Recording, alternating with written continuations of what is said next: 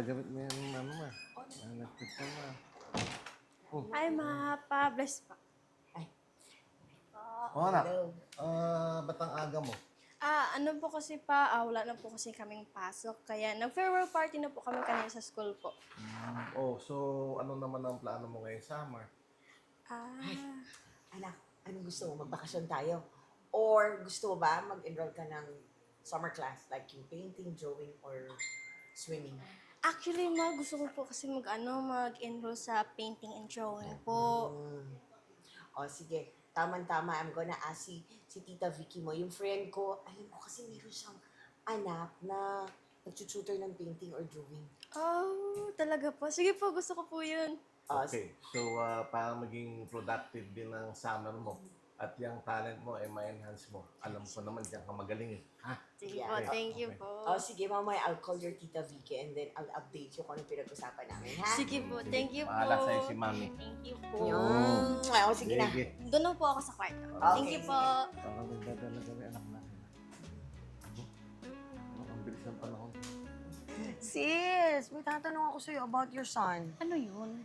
Hindi kasi I'm looking for a tutor para sa daughter ko this summer sa painting at saka drawing. Di ba yung son mo nagtuturo yun? Oo, pwede siya, magaling siya. Mamaya, sabihin mo sa kanya, parating na siya.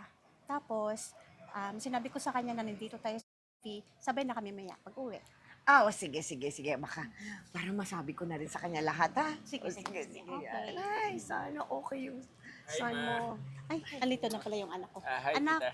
yung tita Daisy mo, naghahanap pala siya ng tutor para this coming summer para sa anak niya. Baka pwede mo siyang tulungan. Ay, sakto po, tita. Naghanap din po kasi ako ng mga students ngayon eh. Kasi po, malapit na akong ikasal. Kailangan ko mag-double job. Wow, congratulations, iho, ha? Pero, baka naman mahal yan, ha? Tsaka, naku, hindi namin makaya. Nako, tita, hindi naman po, no? Pwede po, murang halaga lang.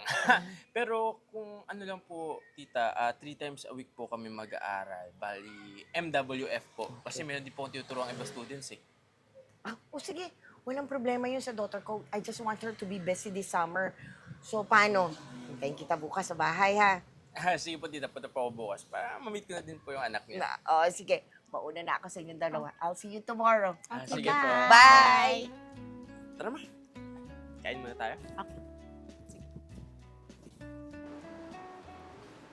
Kuha mo lang, Iho. Salamat po, tita. Ikaw pala yung magiging tutor ni Daisy. Opo. Wala dito si Mrs. pero pinagbiling ka niya sa akin. Tawagin ko lang, Sige. Daisy, anak, halika na. Andito ang tutor mo. Opo pa, lalabas po ako. Ayan. Okay. So, ito si Daisy. Sir, ano na nga ba pangalan mo? Marco po, tita.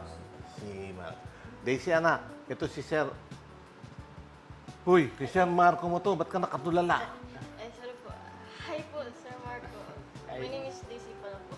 Hi, Daisy. Okay. Ganda-ganda mo naman. Tsaka ang bait pa. Ay, nako. Mabait talaga yung anak ko na yan. Oh, Sir, ano nga pala? Kailan nga pala ang kayo magsisimula at yung schedule ng inyong turuan? Bale, bukas po mag-start na kami ng klase. Bali, MWF po. Tapos, 1 to 2 hours po yung oras namin. So, Daisy, okay na ba sa'yo yung MWF? Huy! Ayan ka na naman. Bakit ka nakatulala? Sorry po, wala. Okay na po yung schedule sa akin po. Okay na po. Okay na daw. So, okay na daw yung MWF. Sige po. Bali, balik na lang ako bukas na para sa klase namin. Daisy, see you tomorrow. Sige po. See you tomorrow po. See you po, tita. Sige. Atid ko lang sandali si Mama, si Marco.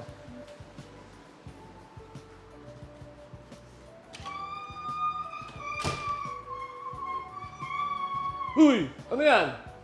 Ano binubulang-bulang mo dyan? Ay, wala po, Papa. Wala po.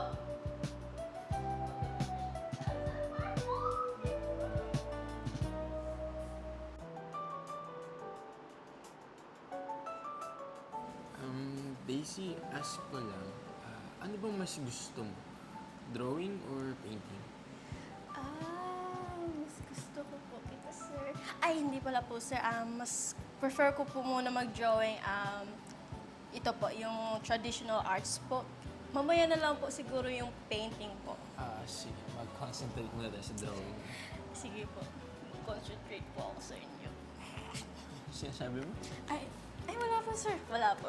Mag-focus na lang po ako dito.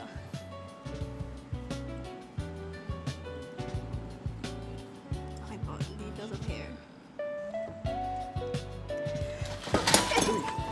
Ay, sorry. Ano po? Ay, kalat. Sorry.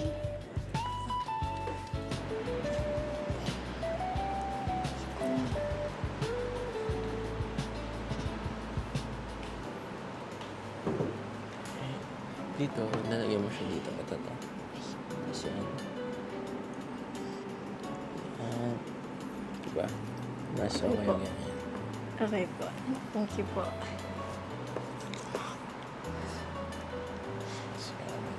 Sige po. Oh, paano? Last day na natin ngayon. Sana may natutunan ka. Opo, sir. Madami po. Actually, thank you so much po. Thank you din at mamimiss kita. Talaga po, sir. Mamamiss niyo po ako. Oo naman. Ikaw pa ba? Sweet-sweet mo kaya? Sir naman, siyempre po, talagang sweet po ako. Lalo na po sa inyo kasi crush na crush po kita po. Talaga? Yes po, because you're my first and ultimate crush po. Daisy, medyo bata ka pa kasi. Unlike si teacher, medyo may edad na. Pero don't get me wrong, masaya ako dahil crush mo ako. Pero syempre, ikaw, mabait ka, maganda. For sure, meron ka ding makikita na taong magkaka-crush sa'yo. Ikaw po yung talagang crush po eh. Ikaw talaga. Lilipas din yan. O, paano? Alis na ako, ah. Sige po. Ingat Sige, po. Daisy. Ingat. Ingat po.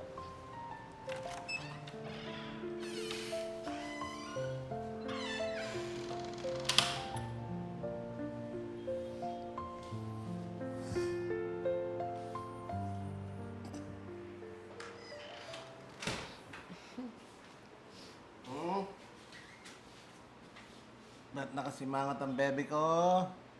Ay, what's wrong? Mama, Papa, paano po kasi? Si Sir Marco po, hindi niyo po ako crush eh. Akala ko po, crush niyo po ako dahil ang bait-bait niyo po sa akin, pero hindi pala po. Naku, ang aking baby. May crush-crush na ngayon. Dalaga ng aking baby. Pero anak, ano lang yan? Crush lang yan, ibig sabihin paghanga. Hindi pa yan love. Tsaka, hindi pa handa si Papa maging lolo. Kaya wag muna. Pero paano po kasi? Ang sakit po eh. At saka parang ayaw ko na po mag-fall in love kasi ang sakit-sakit po. So, part of growing up lang yan, anak. Kaya, enjoyin mo muna yung pagkadalaga mo. Dahil, ikaw lang ang nag-iisang unika iha namin ng mami mo. nga. Diba? Yes, at ikaw, wag ka na masad. Smile lang. But for now, siguro much better. Si Papa mo na lang ang crush mo. Eh, hindi ko naman po crush si Papa eh. Siya po yung ultimate love ko po. Ay, ganun. Si Papa lang ang love mo. Eh, Paano na ako? Siyempre love din kita ni Papa. Ni Serious Papa ba si din Mama? po eh. Kasi nandyan po kayo palagi sa akin. Siyempre naman. Love ka namin. Love you po, Mama and Papa. Yeah, that's part of growing up.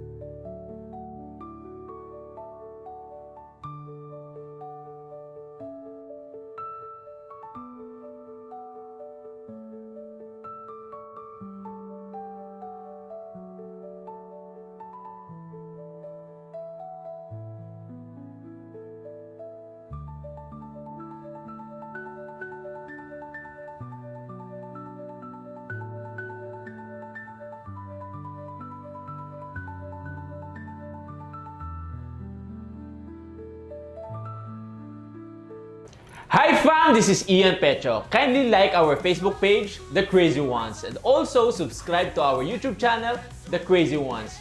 The Crazy Ones, life never gets old. Hey! Oh yeah, so wherever we go, the story's told with the crazy ones, life never gets old. Let's go, living this life, feeling it in our soul. With the crazy ones, yeah, let's roll.